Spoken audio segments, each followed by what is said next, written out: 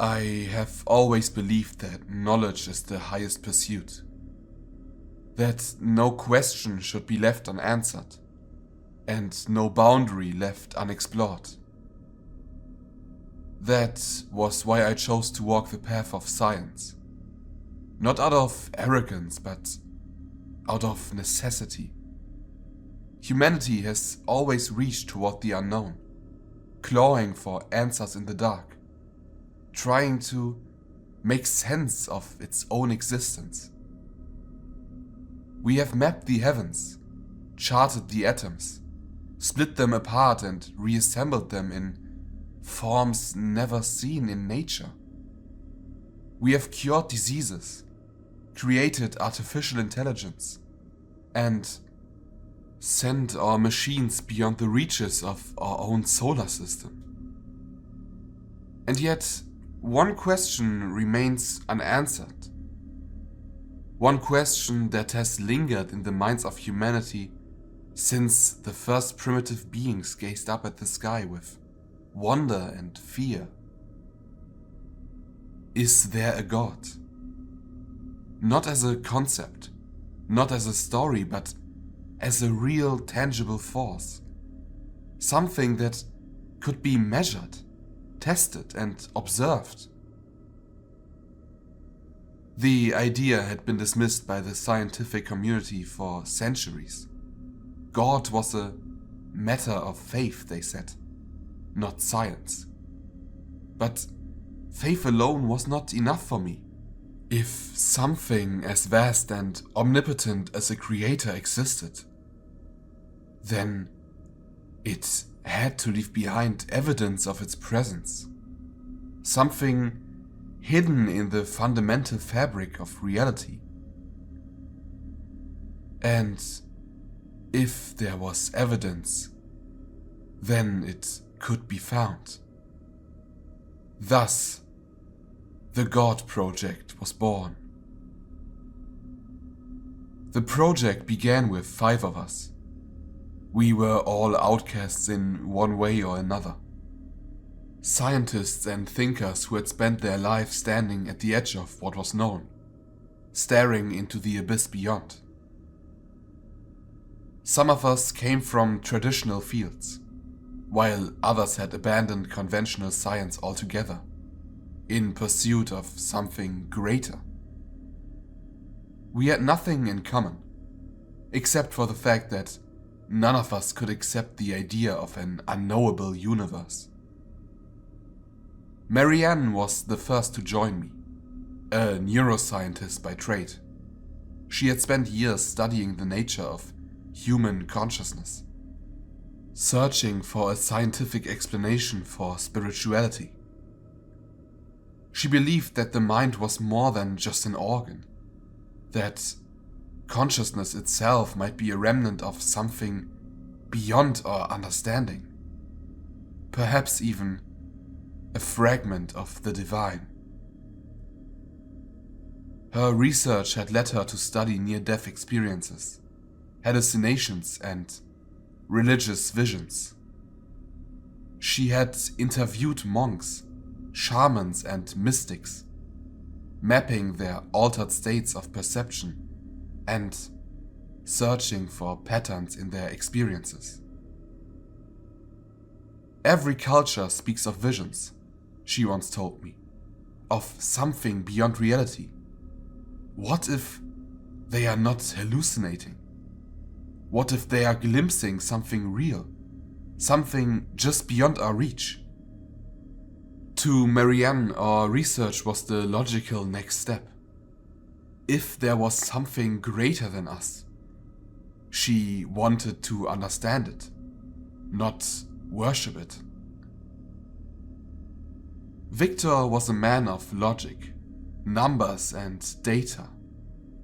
He had little patience for mysticism, little interest in philosophy. To him, the world was nothing more than a vast computational system, a program running on an underlying set of rules that we had yet to fully understand. He was convinced that reality was a simulation, Not as a metaphor, but as a literal artificial construct, created by an unknown force. We already know the universe follows mathematical laws, he had once argued. That means it has structure, and structure implies a creator. If we can trace the code back to its source, we'll find whoever or whatever wrote it. His obsession had made him an outcast among his peers, but in the God Project, he had found purpose. He was the one who designed our algorithms, built our models, and searched for patterns in the chaos. To Victor, this wasn't a search for a deity. It was a search for the ultimate programmer. Father Clawfield was an anomaly, a priest turned scholar. He had spent decades preaching the word of God, until something changed.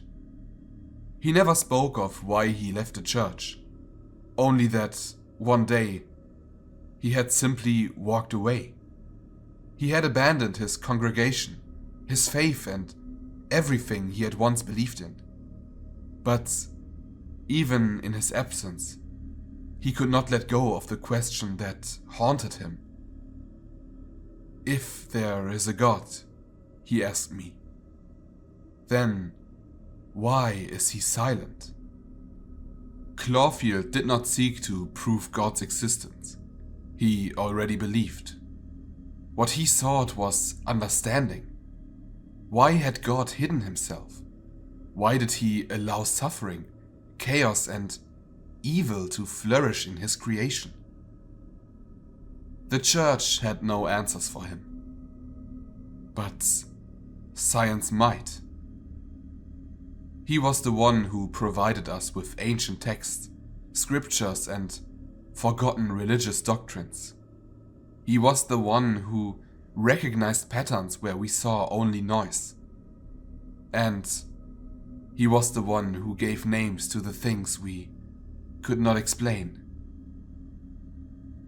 If you find him, he once whispered to me, what will you ask? I never had an answer. Oliver Kane was a man of machines. He was the one who took our theories and turned them into reality, designing the systems, the sensors, and the instruments that made our research possible. Unlike the rest of us, he had no personal stake in the search. He did not believe in God. He did not believe in simulations. And he did not care for the philosophical implications of what we were doing. I build things, he told me once. I don't care what you find. I just want to see if it's possible. In many ways, Kane was the most dangerous among us. He had no fear, no hesitation. If the experiment demanded we push further, he would push without question. He was the reason we succeeded. For years we worked in secrecy. We studied the anomalies, the strange fluctuations in reality that no known physics could explain. We ran endless simulations, searching for patterns hidden in the noise. We even scoured ancient texts, looking for descriptions of divine manifestations that matched our findings. And then we built the conduit array. It was a machine unlike anything that had ever existed. A vast network of sensors, quantum computers, and neural interfaces, designed to detect and amplify the anomalies we had found. If there was something beyond reality, something outside the physical laws of the universe, the conduit would find it. And it did. At first, the signals were weak, faint disturbances in the cosmic microwave background radiation. Particles behaving in ways that defied every known law of physics. But as we refined the array, the signals became clearer. Something was there. Something vast. And now we had to decide whether to go further. Honestly, we should have stopped the moment we realized something was watching us. The rational part of me, the scientist, the skeptic, wanted to believe that what we had discovered was just another unknown force of nature. Something to be studied, understood, categorized. But deep down, I knew better. It wasn't just an anomaly. It wasn't just some undiscovered law of physics. It was aware. At first, the signal was faint, buried in cosmic radiation, indistinguishable from the background hum of the universe. But as we refined the conduit array, the noise began to take shape. What at once seemed like static interference resolved into something structured. We had all expected patterns, mathematics, sequences, something akin to the language of the cosmos. But what we found instead was something else entirely. Victor was the first to recognize it. He had been running tests late into the night, as he always did, feeding the data through different models, searching for recognizable structures. I remember the moment he called us all in. It was nearly 2 a.m, and I had been lying in my cot, half dreaming of graphs and code when the lab's emergency alert buzzed against my wrist. By the time I stumbled into the main lab, still groggy, the others were already gathered around Victor's monitor. He was playing the signal back through the lab speakers. But at first I didn't understand what I was hearing. It was low, almost imperceptible. A deep resonance that made my stomach churn. It wasn't until he adjusted the output, amplifying the frequency, that I realized it was a voice. Not a human voice, not anything we could compare to speech. It was something vibrating at the edge of perception, something that felt like it bypassed the ears entirely, pressing itself directly into the mind. We all stood in silence as it played, each of us experiencing something different. I felt a creeping sensation along my spine. It was like a phantom hand brushing against my skin. Marianne swayed on her feet. She was clutching the edge of the desk for support. Father Clawfield just closed his eyes. His lips were moving in silent prayer. Only Victor seemed unaffected. His fingers were flying over the keyboard as he ran the sound through various filters. Then, beneath the deep, thrumming noise, something shifted. A crackling distortion. And then... Listen. The word rang through the lab, impossibly clear. The sound was not human, and yet we understood it. Not through translation, not through computation, but through something else entirely. Marianne flinched as if struck. Clawfield inhaled sharply. We had spent years searching for proof, hoping for any sign of something beyond our understanding. And now, something had spoken back. We played the recording over and over, analyzing the waveform, dissecting the acoustics. Victor swore it was structured, but it didn't follow any linguistic pattern we recognized. It wasn't just speech, it was imposed onto us, an intrusion into the mind. Marianne was the first to notice the dreams. She came into the lab one morning, pale and shaking, her hands trembling as she tried to pour herself a cup of coffee. The liquid sloshed over the rim, staining the table in dark rivulets. When I asked her what was wrong, she looked at me as if she didn't recognize me for a moment. Then she whispered, "I saw it." When she tried to explain, her voice wavered. It wasn't a dream, not exactly. More like a presence, vast and endless, pressing against the edges of her mind. It had no form, no shape, but it was there, watching. At first, I dismissed it as stress. We had all been pushing ourselves too hard, working long hours with little rest. But then Victor admitted he had been experiencing the same thing. His was different though. Less of a presence and more of a feeling. An unbearable sense of being observed.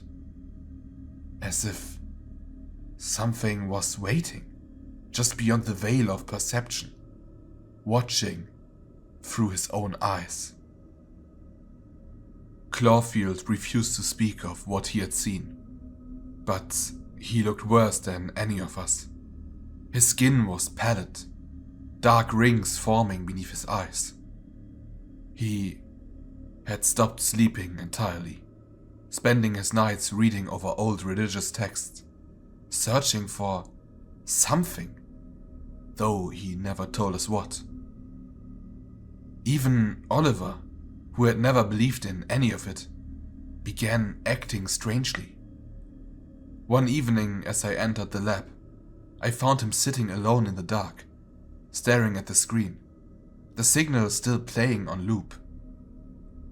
His hands were clenched into fists, his knuckles white. When I asked him if he was alright, he turned to me with an expression I had never seen before. Something between confusion and dread. "It knows my name," he said. I didn't ask what he meant. Despite the growing unease, none of us could walk away. We were too close.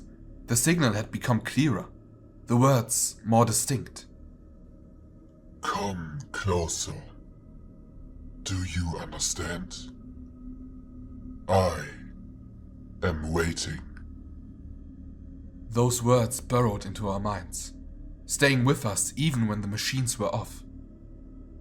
It was no longer just something we listened to. It was something we felt. Then, one night, Victor made the decision that changed everything. "We need to communicate back," he said. Oliver was the first to object. That's insane. We have no idea what that thing is. We are scientists," Victor interrupted. "This is the greatest discovery in human history. If something is out there, and it's speaking to us, we need to speak back." Despite my unease, I agreed. We all did eventually. Curiosity, obsession, madness. Whatever it was, it had its hook in us. So, we typed out our first message. "Who are you?" A long silence followed. The signal wavered, but then responded. "You are asking." Victor's fingers hovered over the keyboard. What do you want? To be known. A chill crept over my skin. Marianne looked at me, her face pale. Oliver just leaned forward and typed, "What are you?" The response was immediate. What are you? Oliver hesitated. Victor, his voice tight, murmured, "It's mimicking us." Then he carefully typed, "We are human. We are researchers. We seek understanding." A pause. Then, Understanding is not knowing. those words unsettled me in a way I couldn't explain. My stomach just felt hollow. Marianne whispered, "Ask where it comes from." So Victor typed, "Where are you?" Another long pause. The signal wavered. Near. My breath hitched. Victor hesitated before typing, "Where exactly?" Then the screen flickered. Closer. A sharp, high-pitched whine filled the speakers. Not loud, but piercing. For a moment, I swore I could hear breathing, slow and deep, just beyond the static. Victor's hands trembled as he typed out one last message. "Are you alone?" The response came so quickly, it was as if it had been waiting for that question. Are you? A suffocating stillness settled over the room, and for the first time, I felt watched. The silence had deepened into something oppressive, suffocating, something that felt as though it was pressing in on all sides, coiling around us like an invisible serpent. The walls no longer seemed like solid objects. They bent, warped in my vision, as though they were shifting, alive, breathing with a slow, deliberate exhale. The room was still, but it was too still. Victor had stopped typing. His fingers hovered over the keys, trembling slightly. But not from fear. No, there was something else in his eyes now. Something distant. Something absent. His gaze was locked onto the monitor. His pupils dilated, as though trying to peer into something that wasn't meant to be seen. His breath came slowly, deeply, as if every inhale was a struggle against the growing weight of something wrong, something unspeakable pressing against the edges of his consciousness. The air felt thick, almost vicious, and it clung to me. I could hear my own heartbeat, thudding too loudly in my chest, and with every beat, I felt the room close in around me. I glanced over at Marianne. Her face was pale, but her eyes weren't wide with terror anymore. She was staring at the floor, at nothing at all, as if she couldn't see anything anymore. She was staring, lost, like she had stepped out of the world we knew and into something else entirely. It was Father Clawfield who broke the silence, his voice barely a whisper. "This isn't right. It's not supposed to be like this." His fingers clutched the edge of his seat, knuckles wide, as if holding onto something, anything that would anchor him to reality. But reality was already slipping away, wasn't it? I started, but the words seemed hollow, empty in my mouth. I couldn't even finish the thought. The pressure, the tension in the room was too much. The room had become a pressure cooker, the lid threatening to blow off at any moment. I glanced again at the screen. The letters on it seemed to breathe, shifting in and out of focus, warping like ripples across a dark pond. It was as though the question on the screen, the words themselves, were not written in human language at all, but some ancient, incomprehensible code. What do you want? The question came again. It was no longer a question, really. It was more of a taunt. The words pulsed in the air, like a heartbeat, but a heartbeat that didn't belong to anything human. The hum in the speakers had faded into the background, but the feeling, the presence lingered, deep and unshakable. Victor didn't move. He was still, too still. His eyes were locked onto the screen, but I couldn't tell if he even saw it anymore. It was as though he was gazing into something, or at something that existed outside of our understanding. "Victor?" I said, my voice hoarse, struggling to break through the silence. But it didn't matter. He didn't react. He was lost in something. Something was inside him now. I turned to look at Marianne, my heart sinking in my chest. She wasn't even breathing. Her body had frozen, her pupils fixed, her gaze blank. I tried to call her name again, but she didn't respond. She couldn't hear me. She couldn't hear any of us. The tension in the room grew unbearable, pressing down on me with an almost physical weight. I could hear Father Clawfield whispering to himself, but his voice was soft, a chant under his breath that was nothing like prayer. The static on the speakers had returned, but it was different now. It wasn't just noise. It was more like presence, a hum that crawled inside your skull, burrowing deep into your thoughts. I felt the madness creeping in, slowly, steadily. Victor's fingers twitched on the keys, and I saw the letters come up once more.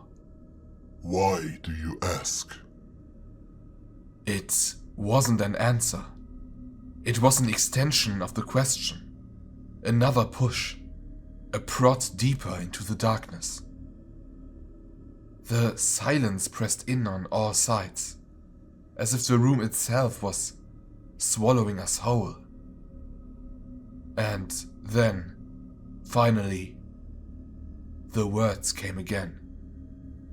You don't know what you are asking. The voice in my head.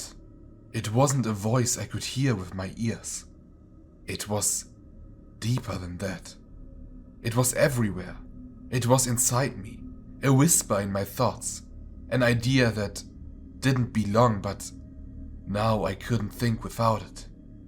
It had burrowed its way in, like a seed planted in the darkest corner of my mind.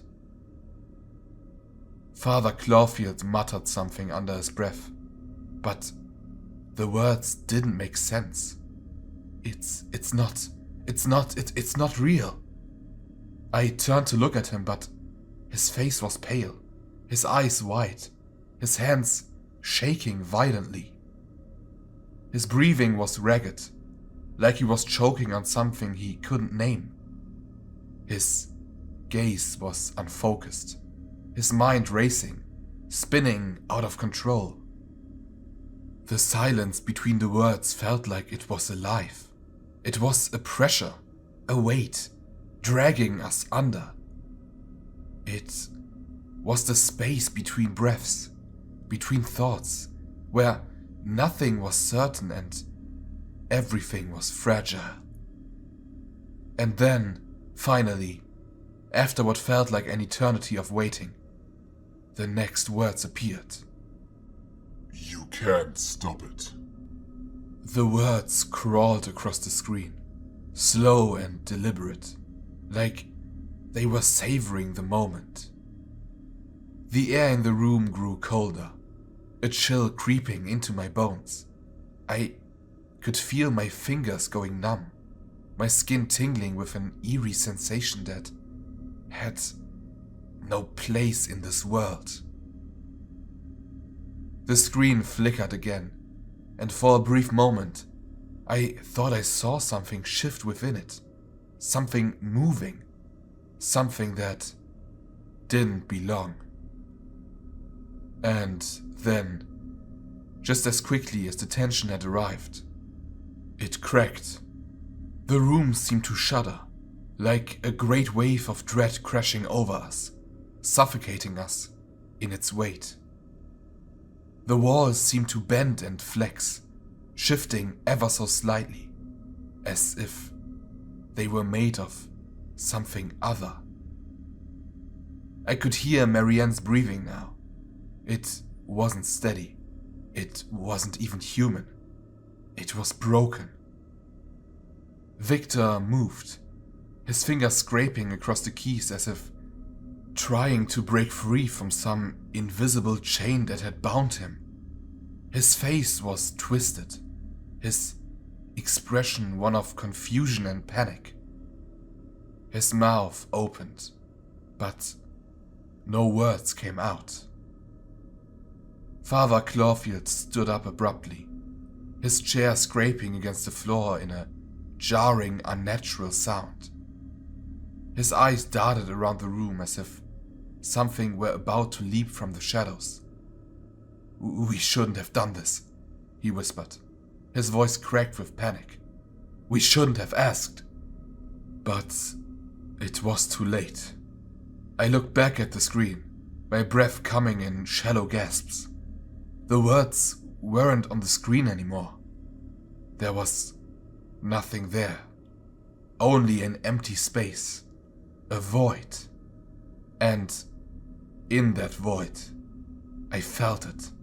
A presence. Something incomprehensible. Something so far beyond anything we could understand that the very act of trying to comprehend it was pushing us to the edge of our sanity. The silence returned. But it wasn't just silence anymore. It was louder now. It was the sound of a world about to unravel. The sound of something far too vast and old, and alien to ever be understood, pushing against the thin membrane of our fragile reality.